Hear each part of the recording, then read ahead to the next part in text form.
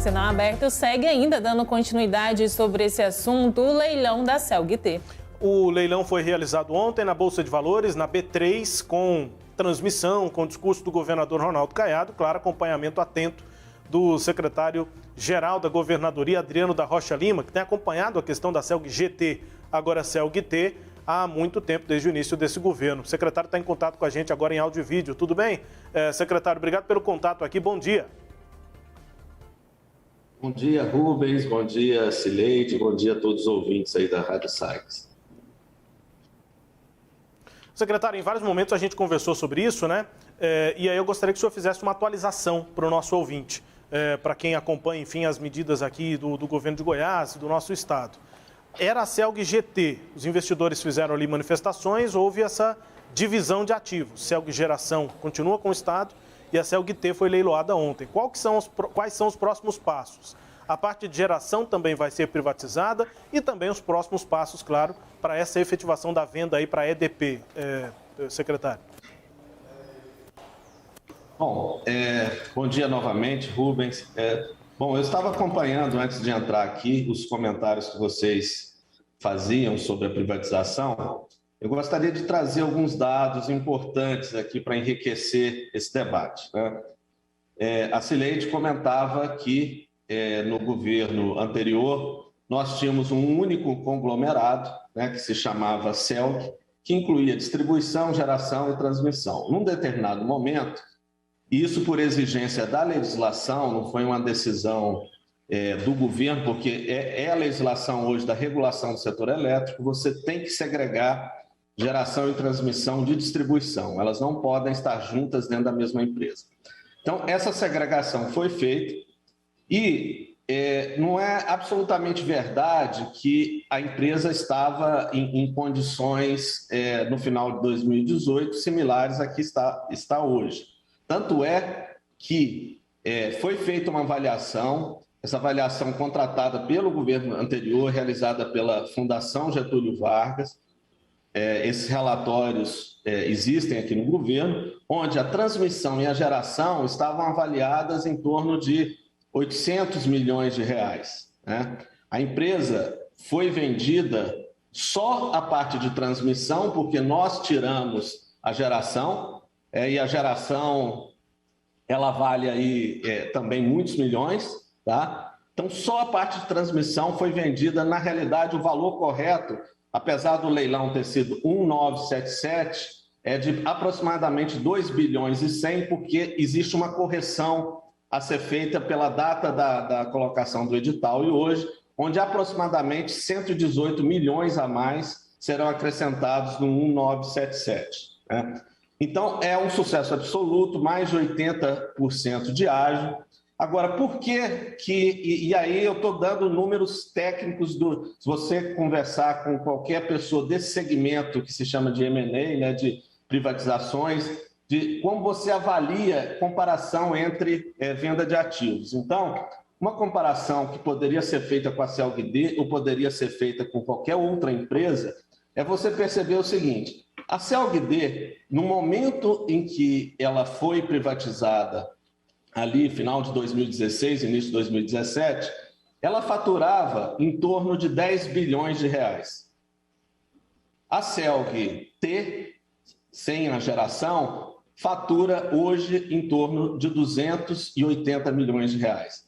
Então, nós estamos falando de uma diferença de faturamento de 30 vezes. Normalmente, uma das formas de avaliar o valor da empresa é você criar múltiplos em relação a alguns indicadores, dentre eles receita.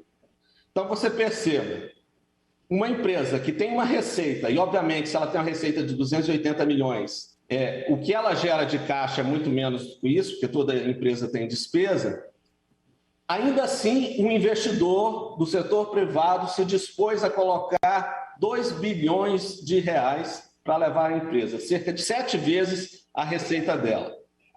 Se nós fôssemos fazer a comparação com a CELG-D, essa empresa deveria ter sido vendida por 70 bilhões de reais, uma vez que ela faturava 10 bilhões naquele momento. Então, o que se quer dizer quando se fala dessa comparação é uma avaliação de gestões, né? Uma gestão que pegou a empresa que valia, junto com a geração, 800 milhões, se fosse só a transmissão, deveria valer uns 500 milhões talvez, e vendeu ela por 2 bilhões. Uma outra que deveria valer 70 bilhões foi vendida por em torno de 2 bilhões, com o Estado com 49%, como a Celeide falou, entrando no cofre do Estado só em torno de 1 bilhão e 200 milhões de reais. Então, é muito importante a gente fazer essas comparações, porque, na realidade, nós não estamos aqui dando uma opinião do governo, que poderiam dizer que é uma opinião contaminada, nem a opinião de nenhum consultor externo. É o mercado que faz suas contas e que tirou dinheiro do bolso e colocou 2 bilhões da empresa. Então, essa chancela mostrando que o valor da empresa foi dada pelo mercado, atestando realmente o compromisso e a gestão feita dentro da CELG-T. E, obviamente, aí vem a pergunta que você fez em relação à geração. Você deve se recordar que, desde o final de 2019, nós temos autorização legislativa para fazer a privatização da CELG-GT. E essa privatização aconteceu só agora. Algumas razões levaram a isso. Uma delas foi a pandemia, que aquele não era um momento de privatização, ninguém estava investindo. Depois, quando a gente viu a pandemia realmente decrescendo e tudo, colocamos aí todos os esforços para acelerar. Quando chegou em maio desse ano, nós percebemos que o mercado não estava tão propício a esse tipo de investimento, principalmente se a gente combinasse geração com transmissão. Então, nós tomamos uma decisão muito acertada de separar esses ativos e tanto é que tivemos aí em torno de 11, 12 empresas no momento da análise interessadas e 4 delas apresentaram propostas. E uma, que foi a ADP, saiu vencedora, com um ágio de 80%. Agora, se vocês observam, por exemplo, anteontem saiu no Valor Econômico, anteontem ou ontem, não me recordo exatamente, falando do adiamento de diversos leilões no Brasil que estavam previstos, que vão ser adiados, que, de certa forma, uma desconfiança do investidor com a situação econômica hoje do Brasil e do mundo, né? Então, o investidor ele tende, nessas situações, a evitar o investimento em ativos de maior risco, né? E, obviamente, quando você compra ações por característica, ela tem maior risco. Então, eu acredito que a privatização da CELG Transmissão ela aconteceu dentro do limite de uma janela ainda propícia para fazer esse tipo de negociação, de privatização, de venda, né?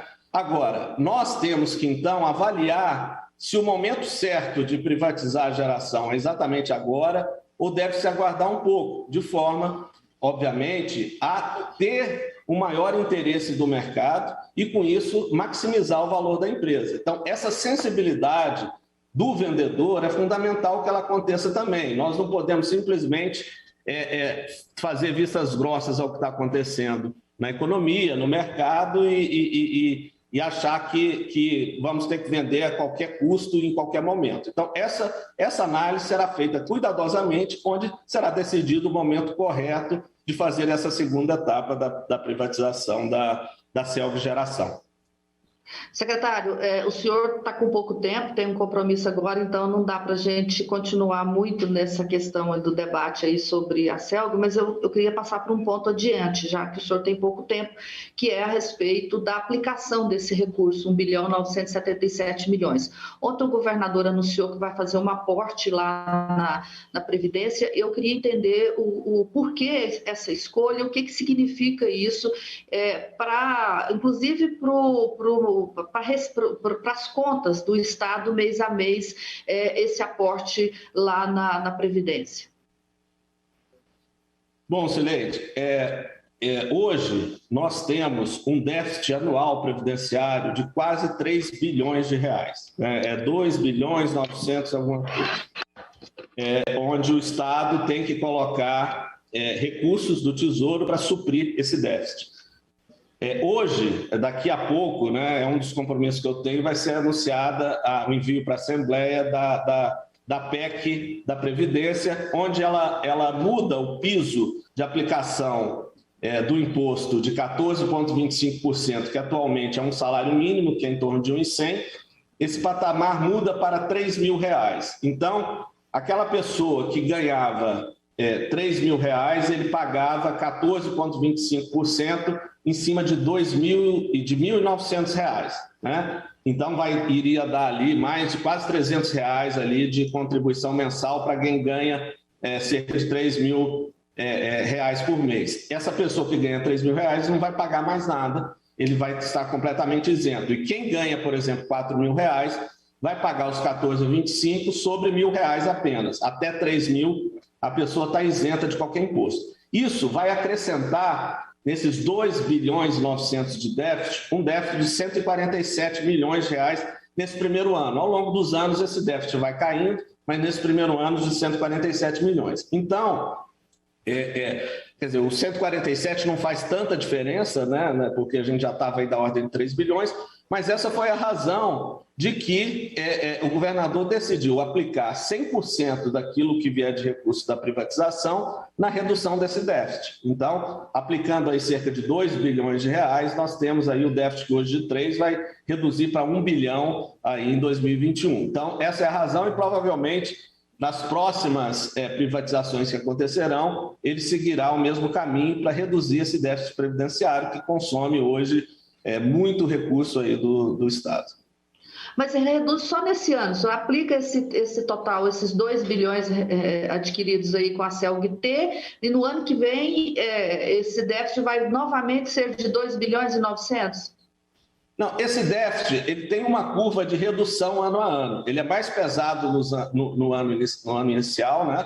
Nesse ano, ele vai reduzindo ano a ano. Eu não tenho aqui de memória exatamente os valores de cada ano, mas ele vai reduzindo. E, obviamente, nesse primeiro momento, é mais importante você aplicar esse recurso. Obviamente, é um recurso único, não vai ter todo ano a privatização da CELG-T, porque ela já foi vendida. Mas vão acontecer outras privatizações, outras vendas de ativo, que ao invés de você aplicar isso especificamente a alguma coisa que vai também consumir recursos, você está tirando esse déficit previdenciário e liberando recursos do Tesouro do Estado para aplicações em políticas públicas. Então, é uma forma primeiro, de você dar total transparência aonde esse recurso está indo, não tem nenhuma dúvida, ele não vai ficar escondido ali, depois onde ele foi exatamente aplicado, como ninguém sabe como foi feito com o recurso da CELG-D. Então, esse é o primeiro ponto. Depois, nós estamos reduzindo o déficit, indo de encontro ao compromisso de reequilíbrio fiscal do Estado e, com isso, liberando recursos para aplicação nas políticas públicas.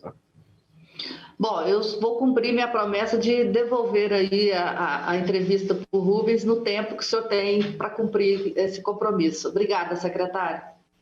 Obrigado, Sileide. Obrigado, secretário, pela entrevista. Grande abraço ao senhor. Destaque a íntegra aqui da conversa com o secretário-geral da Governadoria, Adriano da Rocha Lima, sobre leilão, venda aí da CELG-T. Você confere a seção do nosso portal, sagresonline.com.br. O secretário tem uma reunião na sequência, por isso aqui o tempo cronometrado, digamos assim, da nossa conversa, da nossa entrevista. Claro que a gente vai ter outras oportunidades, esse processo segue. Alguns passos, inclusive, foram dados aqui nessa conversa pelo secretário Adriano da Rocha Lima.